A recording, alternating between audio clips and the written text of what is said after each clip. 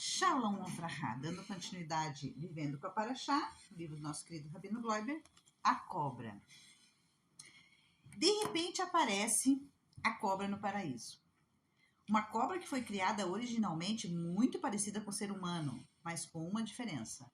Ela era a mais esperta de todas as criaturas, como diz a Torá. Até mais inteligente do que a Eva, a ponto de usar argumentos que Eva não tinha como refutar. Mas, pelo fato de o homem ser o único ser inteligente de todas as galáxias, os sábios do Zohar discutiram se essa cobra existiu de verdade ou se ela simplesmente representava nosso Yetzer Hará, nossa má inclinação. Se ela não existiu, mas representava nosso Yetzer Hará, isso quer dizer que a Adam e Havá já nasceram com uma má inclinação, o que não pode ser, pois explicitamente eles receberam o Yetzer Hará depois de terem feito a primeira transgressão. O motivo pelo qual eles fizeram a primeira transgressão foi um erro de avaliação e não por causa do Yetzer Hará, embora as transgressões posteriores viessem a ser por causa dele. Por outro lado, se ela existiu de verdade, ela foi então o primeiro ser inteligente. Mas ela foi criada no quinto dia da criação, enquanto a Torá diz que o ser humano é a única criatura inteligente de toda a criação, pois a sua alma é diferente da dos animais por causa desse aspecto. Assim, como explica Unclus, essa possibilidade também não é viável. A explicação do Zohar. O Rabi Tzak e o Rabi Yehudá discutem esse assunto no Zohar. Rabi Tzak diz que essa cobra não existiu e que a Torá usa a palavra cobra para apelidar nossa própria má inclinação que nos seduz para fazer contra a vontade divina, para fazer coisas contra a vontade divina. Rabi Yehudá diz que ela era uma cobra de verdade, uma cobra material, como descreve o versículo. Porém, terem opiniões divergentes, por terem opiniões divergentes, eles foram então fazer essa pergunta ao maior de todos os Sadiquim, a pessoa mais elevada espiritualmente daquela época, o Rabi Shimon Bar Yochai. Rabi Shimon explicou que os dois estão parcialmente certos e a opinião de um simplesmente completa a opinião de outro. Ele também explicou que quando a cobra veio seduzir Eva, o SM, que é o anjo da morte, o anjo de Esav e a fonte do nosso Yetzer Hará, pacote completo de tudo que é ruim, se revestiu na cobra. Por que a gente não pode falar o nome dele? Para não atrair, para não chamar. Então, nós não costumamos falar nomes de demônios, de entidades negativas. Essas entidades negativas, elas têm um prazo de validade. Quando tiver já a ressurreição dos mortos, está escrito que Hashem ele vai tirar o espírito impuro da terra. Tudo que é coisa ruim vai desaparecer. E essas coisas ruins, se você fala o nome verdadeiro dela, ela vem. Ela ouve como ali mais T, né? Por isso que a gente fala somente as iniciais. Daí, o fato de ela aparecer para Eva como uma criatura esperta, inteligente e falante. Os argumentos dela eram mais inteligentes do que toda a refutação de Eva, como vimos na Parashá. Ela ganha de Eva na discussão. Importante dizer que o fato de ter baixado o anjo da morte na cobra, se tornando um encosto nela, foi uma exceção à regra e aconteceu somente naquele momento. Depois que ela recebeu o castigo e foi transformada em um ser rastejante, aquela entidade espiritual negativa a deixou definitivamente. A cobra foi criada originalmente como um animal irracional e voltou a ser o animal irracional que era antes. Mas o que Eva deveria responder naquela hora para a cobra? O que ela deveria responder? Simples, ela deveria responder: se Deus falou para não comer essa fruta e uma cobra falou para comer, a quem eu devo ouvir? E por mais que essa cobra tenha uma forma humana, seja esperta, inteligente, diplomada e pós-graduada, ela não é Deus. Muitas vezes nos encontramos em situações semelhantes a essa. Devemos aprender com Eva a não ser como Eva. Devemos sempre lembrar que por mais sedutora que seja uma proposta e por mais impressionante que seja a pessoa que a está propondo, se essa proposta é contra a vontade divina, que nos foi revelada por meio da Torá e das Mitzvot, devemos nos lembrar de perguntar: se Deus pediu para não fazer algo e uma criatura que aparenta ser mais inteligente do que nós pediu para fazer, a quem devemos ouvir? E mais, Deus é a essência do bem. Ama a cada um de nós infinitamente, mais do que amamos nossos próprios filhos. E todos os mandamentos divinos foram dados para o nosso bem, para a nossa própria proteção. Por isso, devemos estar sempre com a resposta pronta para qualquer um que diz que a nossa vida vai melhorar quando deixarmos de cumprir o mandamento divino. Nessa situação, nossa resposta deve ser esta pergunta: se Deus pediu para não fazer e uma cobra está pedindo para fazer, a quem eu devo ouvir? Matando a cobra com seu próprio veneno.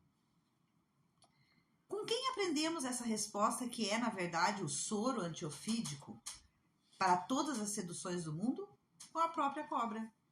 Como nos conta Guemará, o motivo de Hashem não ter perguntado nada à cobra antes de dar o castigo a ela foi porque ela já tinha essa pergunta pronta. Essa resposta pronta. Ela diria: Deus disse para não comer a fruta proibida. E uma cobra disse para comer, a quem eles deveriam ouvir? Ela usaria essa resposta e sairia livre. Aqui vemos também que a intenção divina de ter perguntado para Adão e Eva se eles comeram a fruta do Etz Hadar era para que eles fizessem teshuvá, se arrependessem do que fizeram. Mas como cada um resolveu justificar o que fez de errado ao invés de se arrepender, eles acabaram recebendo um castigo. É aquela situação, né, Abba, que a pessoa é difícil às vezes para algumas pessoas falar assim: eu errei.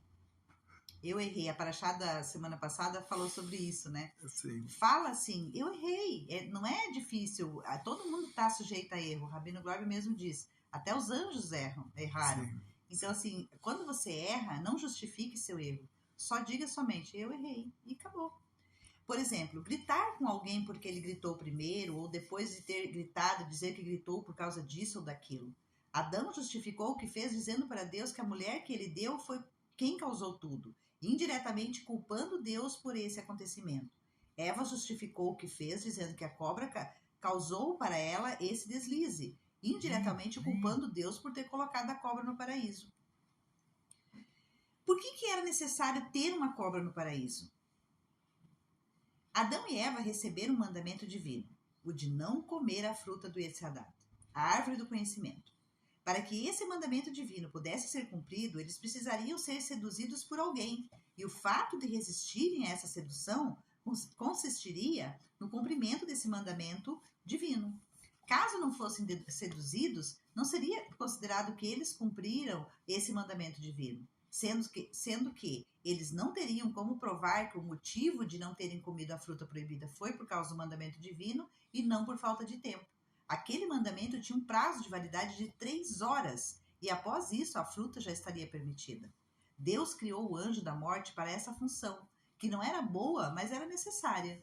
Essa categoria está ligada à sefirá chamada de Gevura, que era a sefirá que se revelou no 2º dia da criação, quando Deus separou entre as águas de cima e as águas de baixo, criando os limites que são necessários, mas não podem ser chamados de bons, sendo que são limites.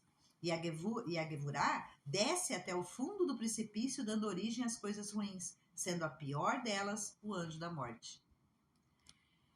Os 7 dias da criação nas Sefirot. O primeiro dia da criação foi feito por meio da revelação da Sefirá chamada de Hesed. E mesmo que no primeiro dia Deus criou o céu e a terra em potencial, a principal característica da criação do primeiro dia foi a criação da luz e da água, que representa a expansão, o contrário dos limites. Nesse caso, Deus disse que foi bom. O segundo dia da criação aconteceu por meio da revelação da Sefirá chamada de Gevurá, como vimos acima. O terceiro dia da criação aconteceu por meio da revelação da Sefirá chamada Tiferet. Nesse dia, a terra tirou as ervas e árvores frutíferas que tinham sido criadas em potencial no primeiro dia e se revelaram e se expandiram no terceiro dia. E mesmo que no primeiro dia tudo foi criado em potencial, mesmo já estando a luz e a água revelados e já haviam condições para a vida, ainda não havia vida na prática, como no terceiro dia. Por isso, no terceiro dia, Deus disse 2 vezes que foi bom. A vida começou. No quarto dia, aconteceu a revelação da Sefirá chamada de Netzach. E a terra tirou o sol, a lua e todo o universo. Novamente expansão. Novamente Deus disse que foi bom. No quinto dia, aconteceu a revelação da Sefirá chamada Hod. A terra tirou as aves e a água tirou as criaturas marinhas. Novamente expansão. Novamente Deus disse que foi bom. No sexto dia aconteceu a revelação da Sefirá chamada Yesod. E a terra tirou os animais. No sexto dia, Deus criou também o ser humano, uma pessoa de terra com lado homem e lado mulher. Soprou nas suas narinas uma alma de vida. Novamente expansão. Novamente Deus disse que foi bom. Deus está infinitamente acima dos limites materiais. E tanto a palavra soprou quanto a palavra narinas são exemplos para entendermos o que é essa alma divina. Diz o Zohar que quem sopra, sopra o que tem dentro de si. Por isso foi usada a palavra soprou, mesmo que Deus não soprou. Para nos indicar que a alma que Deus colocou no primeiro homem, nossa alma divina, é uma parte dele, uma parte de Deus. E sendo que Deus não soprou, por que aparece a palavra narinas? Para facilitar o nosso raciocínio e entendermos que essa alma divina foi colocada em 2 aspectos, um masculino e um feminino. E assim, quando Deus separou o lado homem do lado mulher, dessa pessoa que continha os 2 lados, o aspecto feminino da alma permaneceu no lado mulher e o masculino no lado homem. E mesmo se tornando agora 2 pessoas, eles continuaram sendo uma alma divina só, separados fisicamente, mas continuando a ser uma pessoa só espiritualmente. E assim diz o Zohar, que o marido e a esposa são uma mesma alma, 2 metades que se completam. As primeiras 3 sefirot, Chokhmah, Abinah e Adaat, servem como raízes para as 7 sefirot de baixo, que são chamadas de Zerampin, a pequena face. As 10 sefirot são chamadas de a árvore da vida, sendo que ela é uma formação espiritual infinitamente acima dos conceitos materiais. A representação dela como uma árvore é meramente ilustrativa para entendermos o raciocínio de como ela funciona. Uma árvore de cabeça para baixo, onde as raízes são as primeiras 3 sefirot.